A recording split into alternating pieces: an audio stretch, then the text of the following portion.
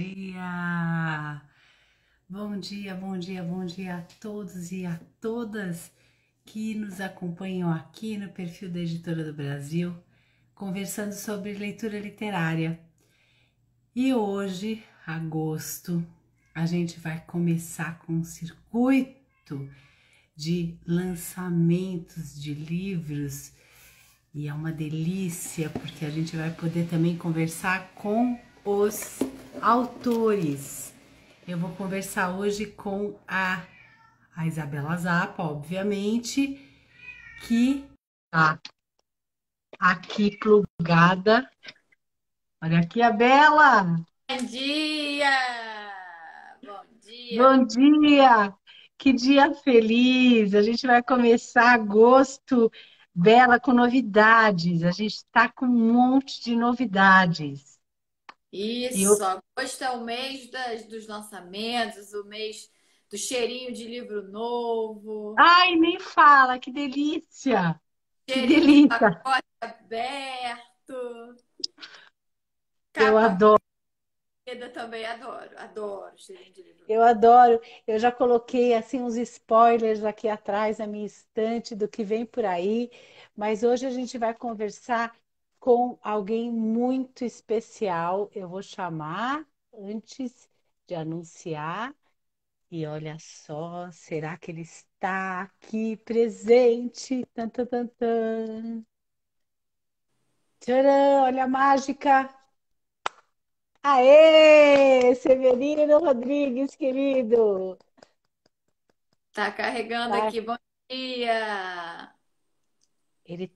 A gente está numa conexão aqui interestadual, gente, São Paulo, Rio de Janeiro, e olha, nós vamos chegando lá. Ih, meu Eu, Deus, vamos tentar de novo. eu querendo fazer surpresa, cadê você, Severino? Cadê você? Severino Rodrigues, que está lançando este livro aqui, Um Milhão de Mistérios. A gente vai conversar com ele. E eu estou sabendo que a Bela tá afiadíssima. Porque Ah, hoje, porque eu adoro um bom lançamento. Então, lançou, a gente corre para ler, a gente corre para pensar. E essa capa, Penélope, eu adorei essa capa do Milhão de ah, Mistérios. Achei que olha, você foi tantas referências numa capa, já dá um monte de pista, né? aê, Severino, e agora?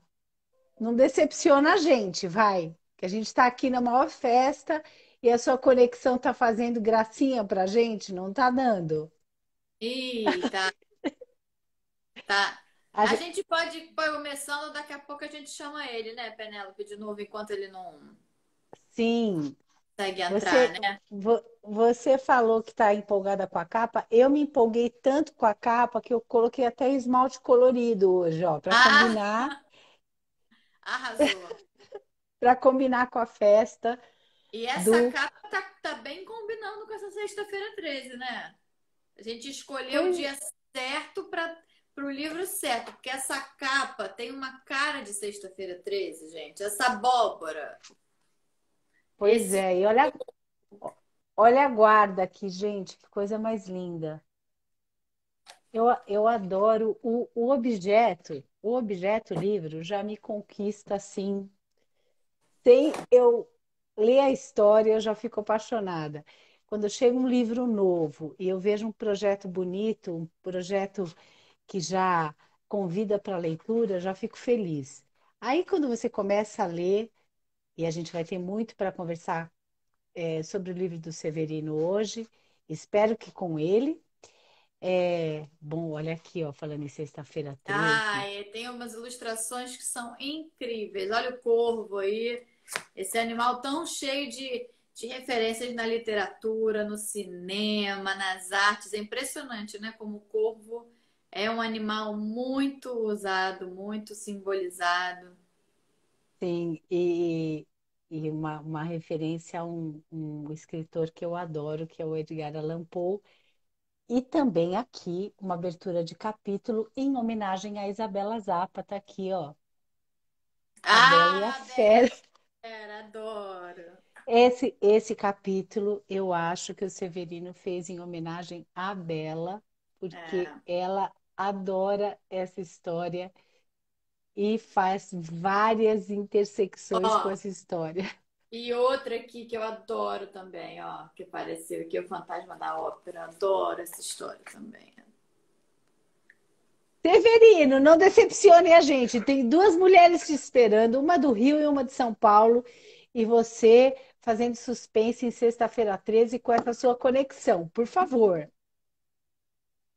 E é realmente a conexão É, dele, tá pregando uma peça. tá na, Oi, tá oi, no... oi, meninas. Bom dia.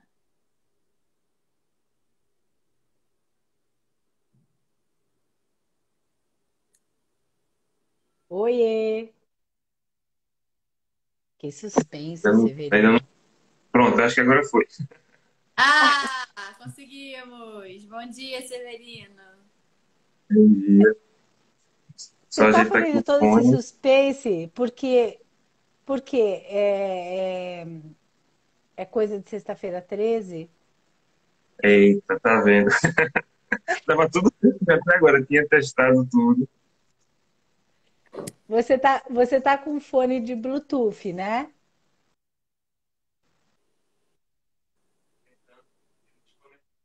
É, porque às vezes o fone de Bluetooth ele dá um pouquinho de delay mesmo, dá um pouco de interferência. Bom, Vamos tentar, vamos continuar tentando. ô Bela, me fala Oi. uma coisa. Uma das coisas que eu mais gostei desse livro novo é que tem um monte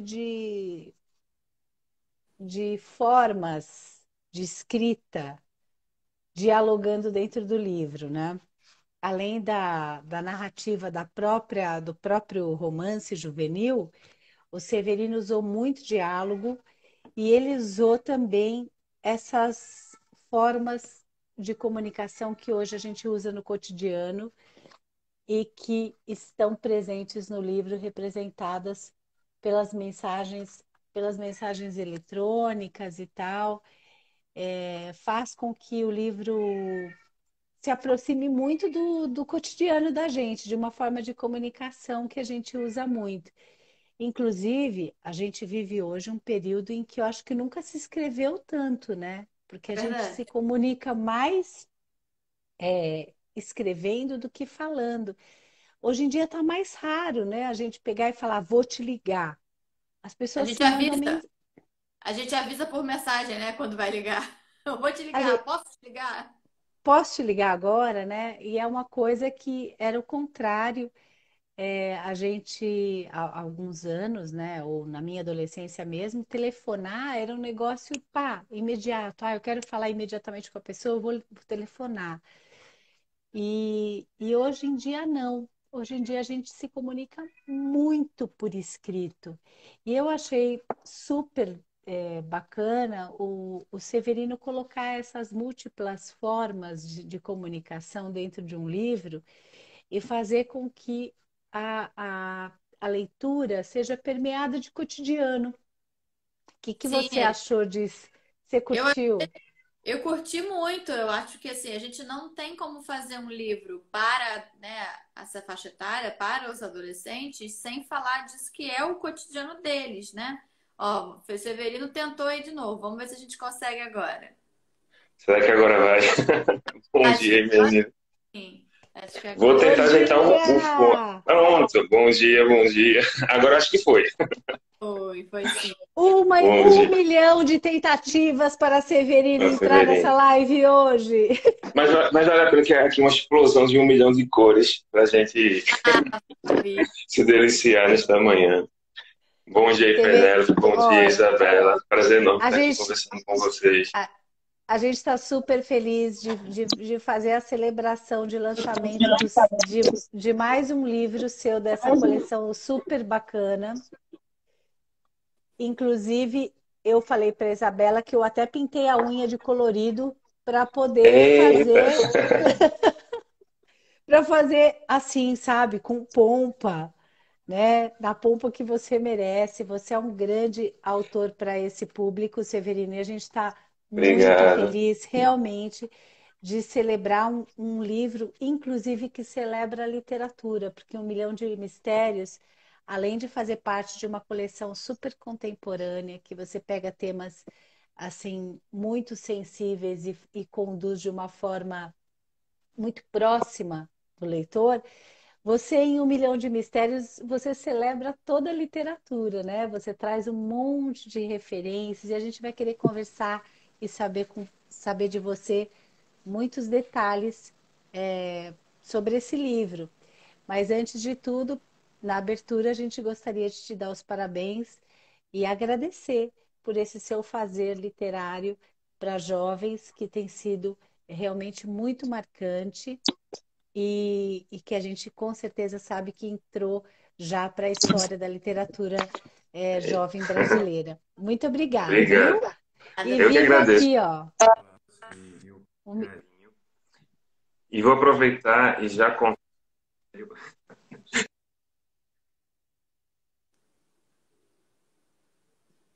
Ele está completamente emocionado hoje, Severino. A conexão dele está emocionada também. Ó, eu vou te dar uma dica. Você deixa na voz aberta aí do seu celular e tira o Bluetooth, porque o Bluetooth às vezes dá interferência, tá? Ah, pronto. Então deixa eu tirar aqui. Às vezes ajuda bastante. Ah, pronto. Tá com eco ou tá melhor agora? Não, tá, tá com eco ainda, mas pode Tá ser com que um pouco melhore. de delay, mas tá indo, né? É, já vai melhorar, porque o Bluetooth ele dá às vezes essas interferências. Tecnologia, meu querido. Você está pensando que meus cabelos brancos, mas eu sou bem tecnológica, tá? Tranquilo, tranquilo. Vamos junto. E aí, Isabela? A Isabela tá afiadíssima de perguntas hoje, Severino, e eu só quero escutar, porque eu já li tudo que ela anotou. Não, Eita. então primeiro eu queria complementar a Penela, porque assim, né, Severino trabalha em escola, né? Professor de ensino médio, né? Sim. E eu, como professora de Fundamental 1, que vive esse cotidiano da escola, eu vejo o quão difícil, quão raro é a gente de encontrar obras como essa que dialoguem com os adolescentes, né? A gente vê essa esse distanciamento da leitura, né? Depois que sai do Fundamental 1, depois que sai de mim, depois que eu largo, eu entrego eles para o Fundamental 2, a gente vê esse distanciamento da leitura e a gente vê muitas escolas trazendo muitas obras clássicas, poucas obras contemporâneas que dialogam com o cotidiano deles, né? E o que você faz no seu livro, para o pessoal de casa também saber, é um diálogo entre as obras clássicas e os assuntos contemporâneos que tocam na vida de cada um deles. Então, ao mesmo tempo que você consegue aproximar eles da literatura, você traz as referências às obras clássicas para dar aquele gostinho, né? Até eu que nunca tinha lido Alienista, fiquei, gente, preciso ler. Fiquei super curiosa com, né? A gente na última live falou daqui do Médico e o Monstro, você traz a referência do Médico e o Monstro para uma situação super concreta. Então, assim, como o seu livro dialoga mesmo, né, entre o clássico contemporâneo e a realidade, e também traz um assunto muito importante que a gente vai falar daqui a pouco, que é a saúde mental. Então, assim, eu queria primeiro que você contasse um pouco sobre o seu livro, contasse para o pessoal de casa, né, sem dar muito spoiler, contasse um Sim. pouco do que é, como você chegou nessa história. E aí depois eu tenho umas perguntas para te fazer sobre a sua experiência em sala de aula e a sua relação com os temas que você trouxe, né? A Penélope e eu, a gente estava falando sobre essa diversidade de linguagens e de tipos de texto que você traz na sua obra, que é isso, né? Não tem como a gente hoje escrever para jovens, adolescentes e crianças sem trazer a linguagem das mensagens, né? Até o cinema agora já arrumou uma maneira de colocar na tela para a gente ver a troca de mensagens entre os personagens. Então, primeiro conta um pouquinho para mim sobre esse processo, conta um pouquinho da história desses personagens. A série Cabeça Jovem foi uma delícia, assim, de escrever. E o último livro, eu acredito que foi o mais difícil. Não só por algumas temáticas presentes na obra, né, que vão aparecendo, mas também por estar fechando um ciclo, né, depois de outras três narrativas. Mas a ideia do Um Milhão de Mistérios surgiu quase concomitante com a ideia do Bateria e a ideia do 10.000 Voltas ao Meu Mundo. Então, enquanto eu escrevia o Bateria 100% Carregado, eu já imaginava que poderiam existir outras histórias, ia deixando aqui umas pistas ou outras, e com 10.000 Voltas ao Meu Mundo, eu já coloquei, inseri no Clube do Livro da história o Alan. Então, o Alan já aparece ali no 10.000 Voltas ao Meu Mundo, é um menino que gosta de livros de mistério, suspense. Ele está ali quietinho, caladinho, só esperando a vez dele de poder contar um pouco da sua história. Então, foi muito orgânico, assim, foi muito natural. Eu pensei na história do Bateria, pensei na história do 10.000 Voltas, eu tinha essas duas ideias na cabeça, e aí depois por que eu não faço uma série aí com cada livro, com uma das turmas do ensino fundamental? Porque hoje eu dou aula no ensino médio, mas eu já fui professor do ensino fundamental 2. E é incrível e fantástico.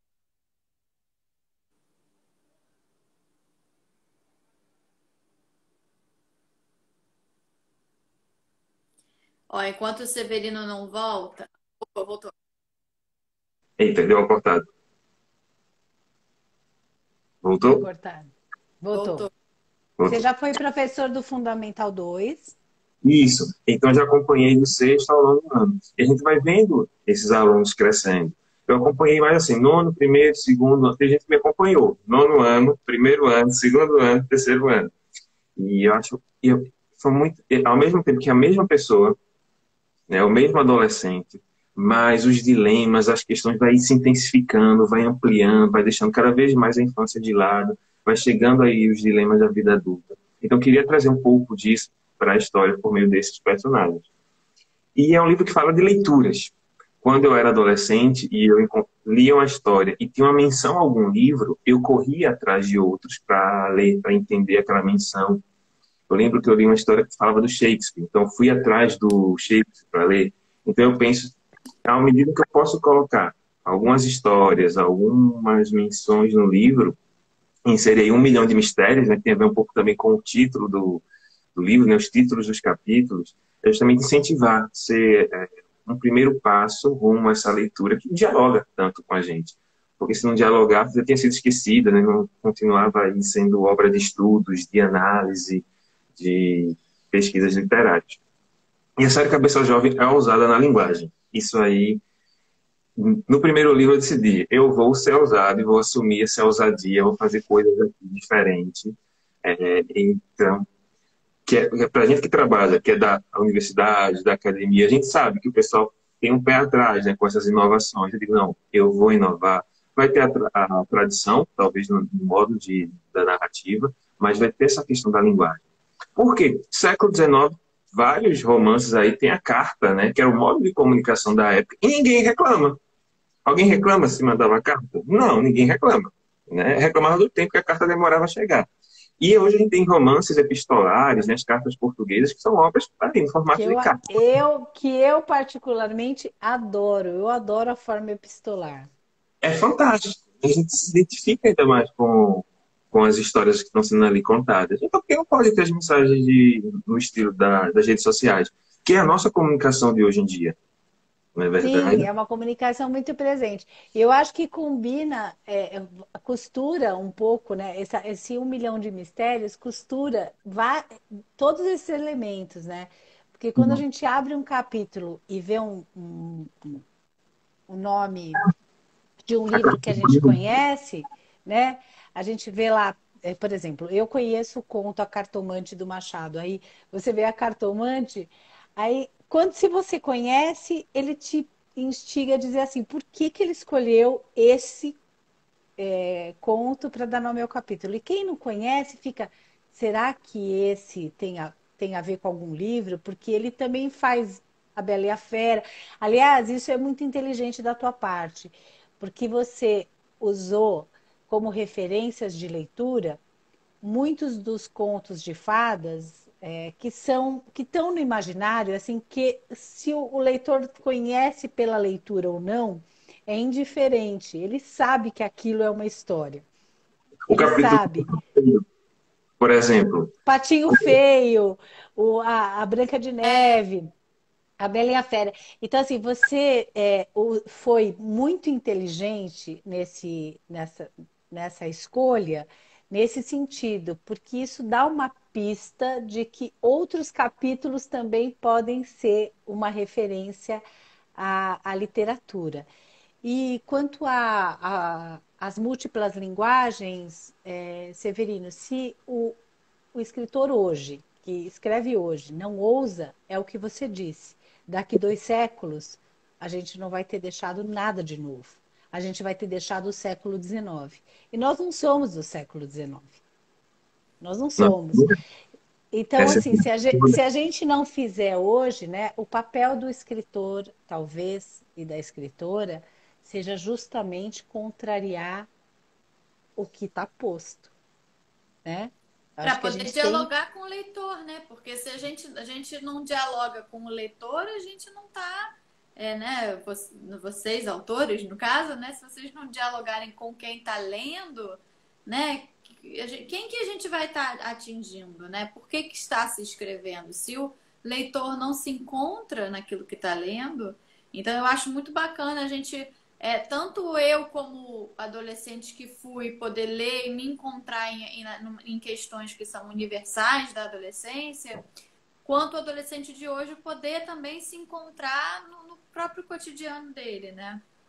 sim, tem uma frase acho que é do Aristóteles, que ele diz que fala da importância do caminho do meio. E eu acho que eu dialogo com essa tradição e também com essa inovação. À medida que eu estou mencionando Machado de Assis, Robert Louis Stevenson, Edgar Allan Poe, eu estou com a tradição.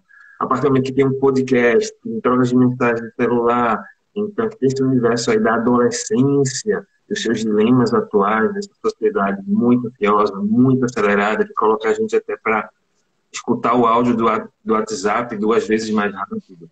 Então, esse diálogo é muito, muito forte, muito forte. Esse é um livro muito É especial, aquele que eu verdade. escrevi, que eu queria terminar dizendo, não, mas tinha que fechar o ciclo, era necessário. Eu acho que Mas é uma coleção belíssima, é uma coleção belíssima e todos os livros dão muito prazer de ler. A gente começa a ler e a leitura flui rapidamente, não é um livro que a gente percorre com dificuldade. Eu acho que isso é uma baita de uma característica positiva, né? Quando a gente começa a ler um livro e tem vontade de não fechar, né? Porque tá tão rápido. E você fala, não, só mais um pouquinho, né? Às vezes você tem que fazer alguma coisa e você precisa parar, colocar o marca-páginas, mas você fica atrasando um pouquinho de parar porque está fluindo. E eu acho que a múltipla linguagem, ela também conversa com isso, né? Hoje nós temos ali no celular um monte de aplicativos abertos ao mesmo tempo, o computador, alguém falando, inclusive permeado por essa diversidade de linguagens na comunicação. E isso também tem a ver com saúde mental, não tem, Severino? deu um cortezinho na última frase. Não, eu tô falando para você que a gente viver num mundo em que tudo é múltiplo e com múltiplas linguagens e tudo ao mesmo tempo, isso também tem a ver com saúde mental, né? Totalmente. E quando eu comecei a pesquisar, né, para primeiro construir a história do bateria, eu me assustei com os dados estatísticos, com os números, né, a quantidade de jovens que estavam sofrendo. Aí fui mapear um pouquinho acerca dos transtornos assim, ansiosos. É, fui ver aqueles que, de alguma forma, eu já tinha tido alguma experiência, né, relacionada. Então, e tentar entender, né, de empatia. Eu acho que uma palavra-chave para entender a série Cabeça Jovem é a questão da empatia, de se colocar efetivamente no lugar do outro, sem julgamentos, tentando entender aquela cabeça. Essa semana participei de uma live e, nossa, os depoimentos que vão sendo compartilhados, tem um depoimento fantástico assim, do professor que ele comentou, né, em sala de aula ali, para os alunos, para mim, para a equipe da Brasil que estava acompanhando, que ele, por exemplo, leu 10 mil voltas. Aí ele disse, eu me reconheci no livro, não só porque eu lembrei da minha adolescência, como também eu percebi que eu tenho toque. Então, um professor que lê o livro, está trabalhando com seus alunos, né, no momento de encontro assim, com o autor, poder se abrir dessa forma é emocionante demais, é incrível. É quando a gente percebe que o livro efetivamente está encontrando seus leitores. E são temas que são arriscados. Verdade. Porque a gente percebe um certo preconceito em relação à questão de saúde mental. Então, tem gente que isso é besteira, frescura e tal, e tudo, e não é. E não é. Então, o livro dialoga muito com quem tem alguma relação forte, ou de amigo, ou de parente, que vivenciou alguma experiência. Então, eu acho que a série Cabeça Jovem toca fundo. Tem um pouquinho de humor, é leve, fala com um olhar de esperança, fala, porque meus livros vão falar de esperança. É algo que eu quero para as minhas narrativas. E eu acho que por isso vai tocar em cada um, nos sonhos de cada um, nos meses, nos anseios. Eu acho que é uma série que exerce também uma função social, como a boa literatura acaba exercendo. Não por ter Verdade. um embasamento pedagógico, mas pelo poder da palavra, pelo poder da arte da literatura, por ser arte, por falar de emoções, por falar do humano, por falar daquilo que perpassa a humanidade desde os primórdios. E eu me E empolgo. eu, eu acho Bem fantástico colocado. que você traz assim a questão da saúde mental, né? De justamente uma coisa que está tão à flor da pele, mas que muita gente ainda renega. E eu queria aproveitar para te perguntar, assim, que você traz a Duda, né, que tem essa questão da saúde mental muito forte. Você tem a Marjorie, que sofre, né, ali uma outra questão. O Alan, que tem a questão toda da pele, da espinha, da questão, né, da autoestima. Eu queria saber como você vê dentro da escola essa questão da saúde mental e você coloca dentro do seu livro uma professora que tem um olhar diferenciado, né? Que ela traz a literatura como quase terapêutica, né? Então, aquele clube do livro, ele é terapêutico e ela tem um olhar diferente para aqueles alunos. E eu queria saber, dentro da sua experiência de escola, como é que você vê essa questão da saúde mental? Você se baseou, você se inspirou em algum episódio? Você já ouviu relatos dos alunos? Como é que você que tem essa experiência com os adolescentes, como é que você enxerga isso? Olha, eles querem falar, eles querem dialogar, e eles já querem falar há muito tempo. Como eu sou professor de língua portuguesa, então a gente passa as produções, né? Então, contos, crônicas, poesia. Então, temas iam ali surgindo, temas iam ali pipocando assim, nas redações, mostrando que eles querem conversar, eles querem dialogar, eles querem entender todo esse mundo. Eu lembro de textos de alunos assim que a gente lê muita redação, né? Em certos períodos de curso a gente lê muita coisa, mas tem histórias de aluno que eu digo, nossa, que pancada, né? Que pancada. Eu lembro de um conto de que um aluno escreveu em 2016. Quando eu li aquela história, eu digo, nossa, que intensidade. Eu tive até depois que conversar com a psicóloga da escola, porque tem uma questão ali, né, colocada, e foi muito bom essa troca de conversar com ela, de ver como a arte poderia ser aí uma ferramenta de expressão para o estudante. Então, já aconteceu situações em sala de aula que eu presenciei em relação a transtornos ansiosos. Na minha adolescência, foi anos 90, né? Anos 2000. Você é bem jovem. Você é bem cabeça jovem, Severino. Eu estou com cabeça jovem. Eu digo que minha adolescência está colada aqui. De adolescente aí nos anos 2000. E mas não era um assunto comentado, discutido, né, essas questões. Não eram nem pensadas assim, de modo geral.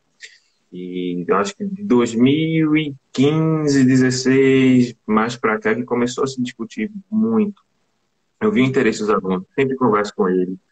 Sempre tem essa troca. Eles me inspiram muito para a construção dos meus personagens. Uma coisa que eu escuto bastante é a questão da linguagem, né? Que parece adolescente mesmo conversando ali em alguns momentos da narrativa. Eu acho que só é possível por eu estar juntamente com eles em sala de aula. Mas eu tive professores também, assim, muito empáticos, assim, de escuta, de olhar o outro, e, de certa forma, foram me influenciando. Acho que a professora de português tem um pouquinho dos professores que eu fui encontrando ao longo da vida, e também um pouquinho do professor que eu sou hoje em sala de aula, foi o que eu busco ser. Talvez a Lila seja muito melhor do que eu, mas acho que esse exercício de construção da gente ir crescendo junto. Até porque na ficção ser melhor é um pouquinho mais fácil, né? É. A gente, na construção, ainda bem, né? A gente tem essa experiência quando a gente lê um livro que você fala, puxa vida, eu queria ser essa pessoa, né? E que bom Mas que a gente pode ter modelos, né, para a gente pegar, para levar para a que, vida. que dialogam com a realidade, porque a ficção ela dialoga muito profundamente com a realidade, penso eu, porque a gente ficciona a realidade, né, Severino? Cada episódio da nossa vida, quando a gente narra, tem um pouco de ficção, né? Sim. E eu perguntei para você assim, o tempo que a gente vive hoje é um tempo que é necessário falar de saúde mental nesse sentido, né? Porque muita coisa acontecendo ao mesmo tempo e as pessoas se sentem adoentadas. Algumas diagnosticadas com transtornos de ansiedade, por exemplo, ou com depressão, algumas com um diagnóstico e outras sem diagnóstico, mas sentindo uma pressão imensa emocional, é, que é, que por força da informação, eu acho que começa a ganhar um contorno melhor, né? Uma das características para mim muito fortes do seu livro é isso, é você pegar de uma história literária uma possibilidade de dar um contorno em algum sentimento, né? Como você disse que tem relatos de pessoas que falam, poxa, eu me vi, né? E a história ficcional ela vem e dá esse contorno, olha, presta atenção nessa questão da sua realidade, da sua história, porque pode ser que exista né, alguma coisa aí a se conhecer, né? E quando a gente conhece, a gente dá contorno, a gente pode encarar isso de uma outra maneira. Você passou a adolescência nos anos 2000, eu não, eu passei nos anos 80. E É, eu nos 90. Então, estou... é, a gente está há décadas, né? Cada um numa década. E assim, no meu tempo de adolescência, se a gente falasse, se alguém falasse assim, a pessoa ela sofre de ansiedade, isso era completamente descartado. Ó. Sofrer de ansiedade era uma Não, coisa que não existia. era traço de personalidade, né, Penélope? Era traço. Sim, É sim. ansioso, é defeito. Essa pessoa é muito ansiosa, né? E era tratado como algo a ser afastado, né? Banalizado até. Ah, a pessoa assim, ó, é o jeito dela mesmo, vai ser assim para sempre e tal, não tem É, solução. exatamente. Como se fosse assim um mau comportamento que a pessoa elegeu para ela, entendeu?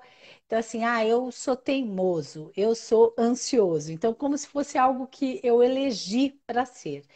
E aí eu acho que hoje a gente tem informação suficiente. O Severino deu uma caidinha na conexão dele, mas eu acho que a gente tem informação suficiente e é muito bom, né, Isabela? A gente Não, poder encontrar isso também no livro, né? eu estava pensando hoje sobre isso, como algumas escolas têm espaços com a psicóloga, né? Com as turmas. Às vezes chama serviço de orientação educacional, às vezes na Uhum. escola que eu trabalho se chama tribo, né? Que é o Ai, que momento em que os alunos gostoso. se reúnem para conversar as suas questões.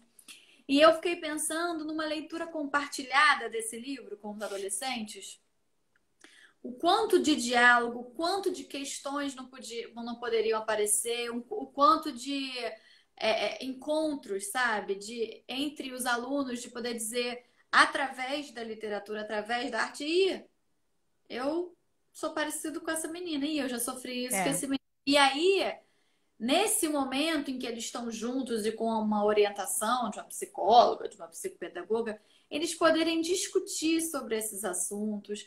E isso torna o olhar da escola mais apurado, porque você tem a possibilidade do aluno falar, porque o dia a dia da escola é muito corrido, né? Eu imagino assim que a professora Lila, ela tá ali, mas ela tá no clube do livro, né? E o Severino tá na correria da sala de aula.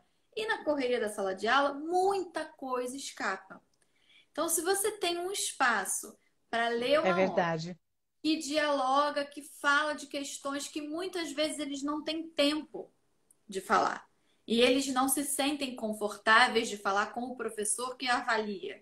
Então, se você tem isso, um espaço entre eles, ou um clube do livro. Ô, Severino, voltou?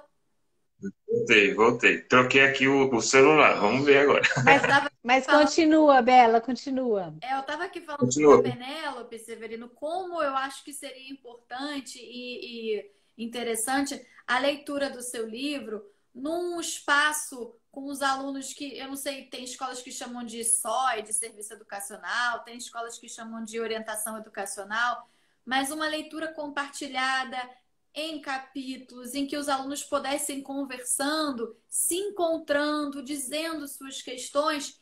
E aí a escola também pode enxergar questões que não tem condição de enxergar no dia a dia e poder ajudar esse aluno a passar por um transtorno de ansiedade, a indicar um profissional. Porque, como eu estava dizendo para a Penélope, você está na correria da sala de aula. Você tem que dar um conteúdo além de tudo, né? Mas uma psicóloga, uma orientadora educacional, elas têm esse espaço e eu penso muito nisso, assim, como a literatura pode entrar nesses espaços, inclusive para ajudar a resolver questões do próprio grupo.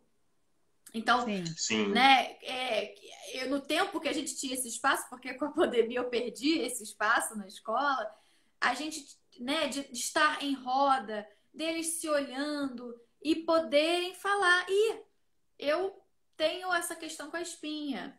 E eu já passei por isso que a Marjorie passou. E nessa fala existe uma construção coletiva do sentido da obra, né? E existe uma identificação individual, existe uma catarse.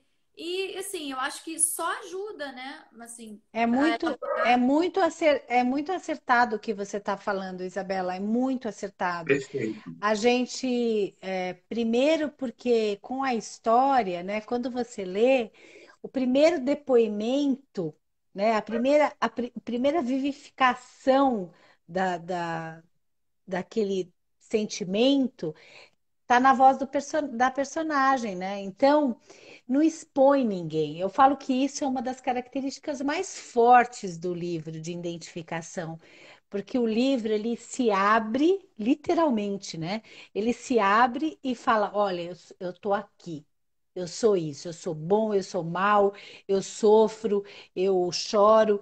Então, eu não estou falando de mim, mas ao mesmo tempo eu tenho uma possibilidade de encontro com alguém que está se abrindo para mim. E, Perfeito, é- Pera. e aí a gente tem na experiência prática, Severino, assim, eu queria muito pontuar isso, porque quando a gente fala, nós adultos, falamos de crianças ou de adolescentes, parece que existe até uma coisa de romantização, de ai, olha, seria ideal fazer isso.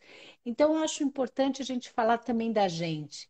Quando a primeira mulher num grupo fala, eu sofri violência, as outras se sentem acolhidas o suficiente para dizer, eu também sofri. Então, quando a mesma forma acontece com adolescentes ou com crianças, quando uma história traz para o grupo a possibilidade do acolhimento a partir de uma situação, de uma vivência, as outras pessoas se sentem à vontade ou se sentem convidadas a se libertar daquilo, porque é pesado carregar, Exatamente. né? Não, Então, e isso e traz, aí né?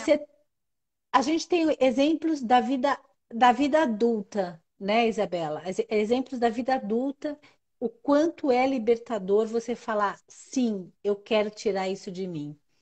E eu acho que essa a oportunidade que o Cabeça Jovem faz, né, com a literatura do Severino. E eu gosto muito, como o Penelope falou, né, dessa abertura do livro, né? E quando a gente está com o livro aberto, eu sempre digo que o livro é um amigo de todos nós, é um companheiro. E quando a gente está com o livro aberto, a gente está de mãos dadas. A gente está de mãos dadas com Que essa história. bonito, é É verdade. que bonito, bonito. E eu acho muito simbólico. A gente vai mostrar a última imagem, né? Porque não pode mostrar a última imagem, porque senão não vai estragar. Ficou belíssima com a Júlia. Mas quem já leu os outros livros da série Cabeça Jovem, talvez já imagine um pouco como é que essa história vai terminar. Mas eu acho que essa simbologia de estar de mãos dadas, a juventude de mãos dadas, dialogando, é fantástico. Um colégio que eu visitei também nesse período de live, visitei assim, online, né, nesse período de lives, tem um depoimento de uma aluna que disse assim, olha, depois da leitura do livro, a nossa turma está conversando mais. Vê que bonito, vê que fantástico, assim, dos próprios adolescentes estarem mais abertos a escutar o outro, a entender o outro. Né?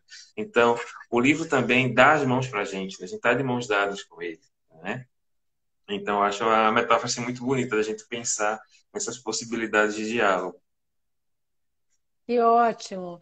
Eu acho que só um depoimento desse, Severino, já vale a coleção inteira. Vale sim, vale sim. E leiam, gente, leiam a série Cabeça Jovem, vai tocar, né? Seja o Danilo, o Ariadne de bateria, a Júlia ou o Gustavo do 10 Mil Voltas, o Makoto, a Letícia do Mil Passos, o Alan e a Duda, ou a Marjorie e o Gil, né? Que eu acho que no livro 4 surgiram aí mais dois personagens com muita força, né? Você Na- vai contar pra gente o Gil, esse nome? Tem alguma coisa esse, a ver? será que tem alguma coisa a ver com o chefe? Será? Com o nosso chefinho? Foi Com o uma nosso forma de super chefinho, nosso super chefinho. assim, na verdade, já tinha aparecido até o Paulo, né? O Paulo e a Aline aparecem no 10 Mil Voltas na história. Tem personagens com esses nomes. É, tem também uma menina no clube, que é a Marcela, que trabalhava também no editorial. E eu guardei, né, para a conclusão da história, trazer um personagem aí com o nome aí do Gil. Uma forma de agradecer pelo... A Aline tá aqui, colocou a carinha de chorinho. Uma forma de homenagear, né? O Gil na história também. E aí eu trouxe o nome dele como personagem. Ele ficou até meio assim, receoso no início, será que, né? Quase que ele me fazia mudar o nome do personagem. Não, Gil, vamos deixar. Eu Ah, acho eu adorei. É uma forma de agradecer esse carinho e aposta, né? De acreditar no projeto, de trocar ideias, de levantar pontos assim para a gente pensar junto acerca da história, que o livro é acho que a Marisa Lajolo fala, né, que o livro é um objeto social. Então, ele não é uma construção solitária, sozinha, é uma construção coletiva, É com verdade. as vozes que a gente dialoga nesse processo. Então, foi uma forma de agradecer. Então, um beijão aí para a Aline, para a Gil, que estão acompanhando a gente. O Paulo também, não sei se você está, mas fica Já fica o registrado. beijo, já fica o beijo. Fico bem, eu fico bem. Fala, E você Bela. Então, também nos personagens, o que eu acho muito bacana, assim, essa questão do grupo, que é tão importante também, né, durante a adolescência. Então você tem o Alan, que é um personagem mais sozinho, né, que se sente ali meio rejeitado, né, e você tem as meninas, e você tem aqueles da escola que estão sempre zoando os outros, né, que é isso que acontece mesmo, né? E você tem aqueles que se interessam mais por uma coisa, se interessam mais por outra. E, e aí você traz esse clube do livro, né? Que é muito bacana, que é uma experiência inspiradora. Eu acho que muitas escolas podem se inspirar. E você traz o Machado de Assis. Por que o Machado de Assis? Por que você escolheu o Machado de Assis? o Machado de Assis, ele veio como uma sugestão indireta do Gil, né? Porque é o seguinte, todos os livros dialogam com autores e escritores. Então, tinha o Mark Twain no bateria, eu tinha o Júlio Verne, em 10 Mil Aham. Voltas, eu tinha o Bachoya dos Haikais no Mil Pássaros. E aí eu ia trabalhar um pouquinho aí com a narrativa de mistério e tudo. E aí o Gil deu uma provocada. Aí, olha, Severo, e nenhum autor brasileiro, nenhum autor brasileiro. Aí eu, nossa, que gafe eu ia cometer. Aí a boa mão do editor, né, de saber. Aí eu digo, não, eu tenho que estar falando, né? E aí eu fui pensando, de quem é que eu vou dialogar? Quem é que pode dialogar aqui com esse meu 1 milhão de mistérios de alguma forma? Não veio outro nome que não o Machado de Assis e que não aí mencionar o alienista, né? E não só o alienista, né? Vai aparecendo ali outras histórias, outras dimensões. Muitos estudantes na escola, a partir do 9º ano, já têm um contato mais forte com o Machado de Assis, seja por meio dos contos, Uhum. dependendo do letramento da turma, até com alguns romances, né? Existem questões a se discutir, né, se seria já o momento ou não e tudo. Depende de cada turma, de cada projeto didático-pedagógico ali que é posto em sala. Mas eu acho que seria bacana também trazer. E eu acho que casou muito bem esse combo do Robert Louis Stevenson com o Machado de Assis. E essas duas epígrafes que tem no livro também, acho que são bem convidativas aí para a gente pensar, refletir, entender um pouco da história. E são duas narrativas que eu gosto muito.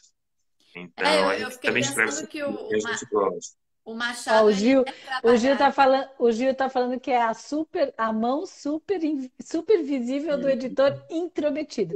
Ah, que bom, né? Que bom que existe uma equipe que se intromete, porque é o que o Severino disse. O livro e as duas mãos que seguram, né? São muitas mãos que seguram esse objeto. Para a gente fazer um livro, realmente são muitas mãos que seguram esse processo, né, Severino? E olha, eu sinceramente, eu achei um barato ser o Machado, porque o Machado, ele carrega, eu acho que uma coisa que tem mudado muito, mas o Machado, ele carrega, vou colocar no passado, ele carregava um estigma do autor assim, incompreendido, chato, poxa, eu tenho que ler o Machado de Assis, então, ficava assim meio que um ranço, sabe, ao redor da obra do Machado, de ser obrigatório, né, obrigatoriedade das obras no ensino médio. Ficava aquele ranço de um cara que foi super genial e, e misterioso, né? Colocava vários elementos ali nos contos, nos romances vários elementos que será que é isso mesmo que ele quis dizer? Eu acho que a Capitu é uma personagem que exemplifica bem isso, né? Se fica é ou não é?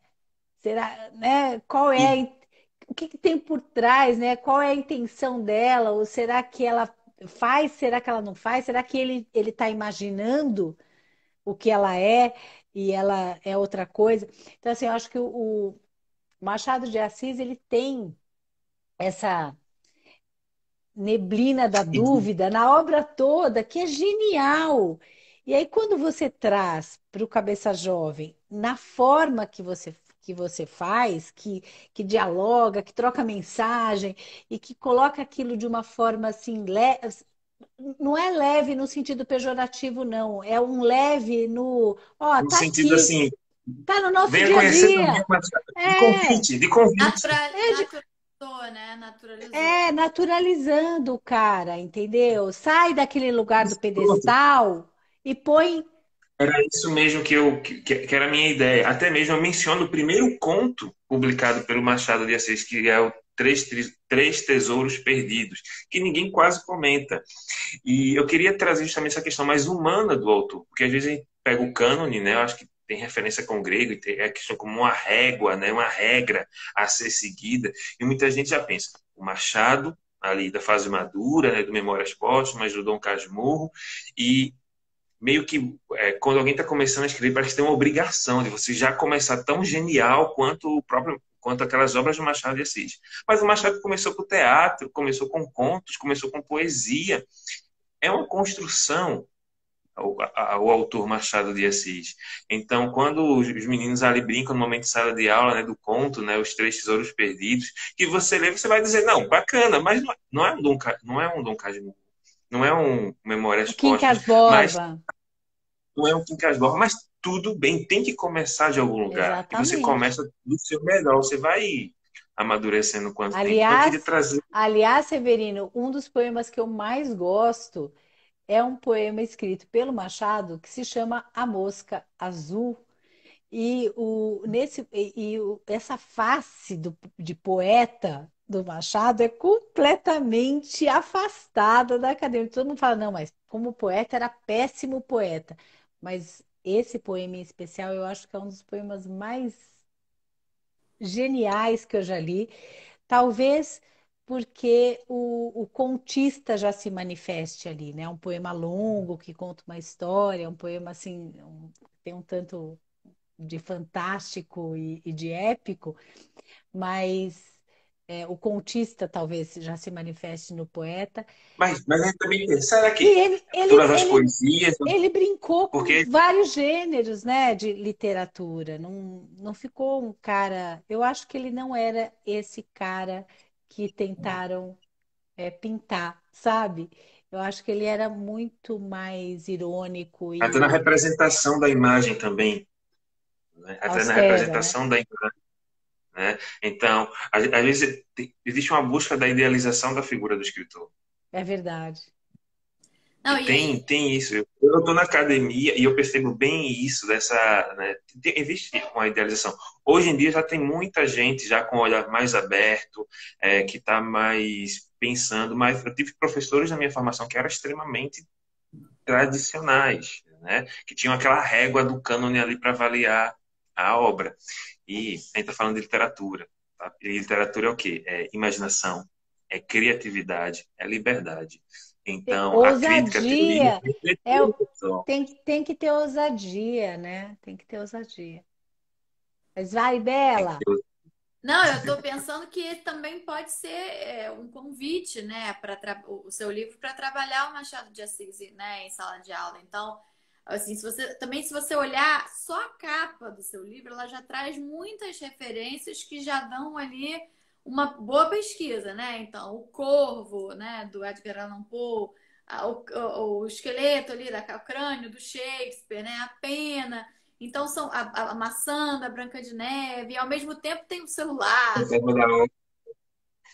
Isso, o fantasma da ópera, exatamente, a máscara, o cachimbo do Sherlock Holmes. Então, só ao mesmo tempo você tem a tela do celular, né, os livros, o microfone do podcast, as mensagens de texto, então, o arroba. Então, só essa capa, né, a gente já começaria até um projeto literário por aí, pensando, né? Porque a gente Verdade. pode, eu já tenho a cabeça no projeto. Eu já penso ali o que, que a gente pode. Então, assim, às vezes a escola tem essa tendência, né, muito tradicional, né, de pegar e empurrar o clássico goela abaixo, né? E aí muitas vezes isso acaba afastando os alunos da própria leitura literária. E é isso, Machado é chato, o de Assis é chato, né? Eu tenho péssimas lembranças de leitura de clássicos na minha adolescência. E quando eu reli o Dom Casmurro depois de adulto, foi uma experiência incrível, né? Agora, quando você traz o Machado de Assis uma obra dele dentro de uma outra obra, você desperta, né? Quem foi esse homem? Né? E aí sim, talvez uma leitura de trechos, e o Médico e o Monstro, uma leitura de trechos, e aí você vai como se fosse, para usar a sua metáfora do dar as mãos, você vai dando as mãos para eles irem mergulhando naquilo, né? Sim. Então, a gente precisa também ajudar esses meninos a se aprofundar, porque é muito difícil mesmo, né? Como é que um aluno de 13, 14 anos, que mal começou a namorar, vai ler uma história sobre traição? Ele não entende muito bem esse sentimento. Então, talvez a gente precise mostrar para ele e tutelar um pouco e, né, ajudar a construir a autonomia de leitura, mostrando, descendo um pouco do pedestal, né? Então, olha só, a Penélope sempre fala isso nas lives. Olha só como isso se relaciona com você, com o cinema, com os livros, outros livros que você já leu. E eu acho que você faz isso no seu livro muito bem, A né? gente, a gente em 22 vai fazer aniversário de de Semana de Arte Moderna, e eu acho que alguns autores que escrevem hoje a literatura contemporânea celebram isso muito bem no seu fazer, né? Eu acho que o Severino vai por essa linha. A gente precisa de antropofagia na cultura. Com A gente certeza. precisa usar, sim, todas as linguagens. A gente precisa ver o caldeirão de referências que a gente tem na música, no cinema, na literatura e, e tirar o preconceito, né? Porque quando a gente elege uma régua, como disse o Severino, quando a gente coloca uma régua de um cânone, por exemplo, a gente despreza aquilo que sempre também levou a régua de popular. E o popular ficou renegado para aquilo que era menos importante do que os cânones da arte, né? Então, E, o samba, por exemplo, foi durante muitos e muitos anos no Brasil criminalizado. Se você fosse sambista, você podia ser preso. Você podia ser preso porque você portava um pandeiro. E hoje, no mundo inteiro, o samba é um patrimônio cultural do Brasil, é um selo cultural do Brasil. Se hoje a gente olha para o funk e fala, poxa vida, é o funk que está levando a gente para fora do Brasil, é o funk que tá sendo colocado no exterior como a nossa música, a gente tem que colocar o funk como uma força de expressão cultural, social, econômica, né? Que ele representa o tanto de denúncia que se faz ali. O tanto de denúncia que se faz ali. Então, acho que um escritor, e a gente fala muito de quem escreve para jovem ou para criança, sabe, Severino? Mas quem é mãe, quem é professor, quem é adulto também pode ler o seu livro, Com né? A certeza. gente não tem nenhuma régua aqui, Nenhuma inclusive, que o livro restrição. é para adolescentes. Não, se você quer conviver nesse mundo, e olha, eu vou fazer 48 anos esse ano. Eu estou já chegando perto de meio século. Uma forma da gente envelhecer bem é ler literatura para infância e ler literatura jovem, viu? Porque a nossa adolescência começa a ficar longe demais. Exatamente. Então, se a gente lê o que está sendo produzido agora para criança, para jovem, a gente se lembra de quem a gente é. E a gente envelhece melhor, viu? Fica a E, dica. e digere um Sem monte de botox! Sem coisa, botox, hein, Bela? e digere um monte de coisa, né? Lê e se dá conta de um monte de coisa que naquela época a gente não tinha condição de se dar. Resolve várias questões que a gente também naquela época não tinha condição e lê, você se dá conta de, nossa, era isso. Era, Pois e é, era isso, e eles também passam por isso hoje, então eu não estava sozinha naquela época. Então eu acho que também tem muita validade, porque às vezes muitos dos nossos nós são dessa época e que a gente não sim. resolveu. E a sim, literatura está aí o tempo todo para cutucar a ferida e ajudar a gente a cicatrizar, a resolver os problemas. Ô, queria Severino, acrescentar Severino, um ó, negócio e, aí. e é bem mais barato que botox, tá? Sim, com certeza.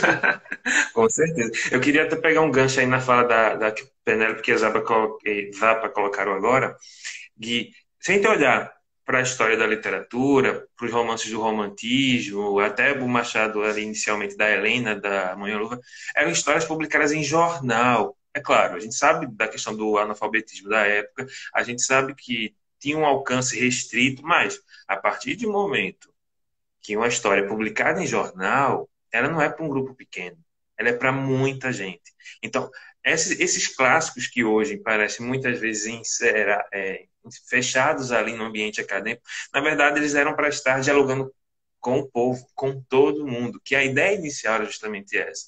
A gente pensa no Shakespeare, Shakespeare escrevia para um teatro ali com muita gente conversando em pé, comendo. Por isso que as peças dele começam tão fortes assim.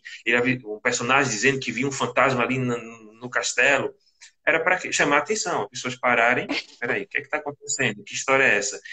Hoje a gente vê assim, uma análise às vezes, não, é Shakespeare não pode mexer, né? Machado de Assis não pode mexer, são obras, eles querem estar juntamente com os leitores, com o público.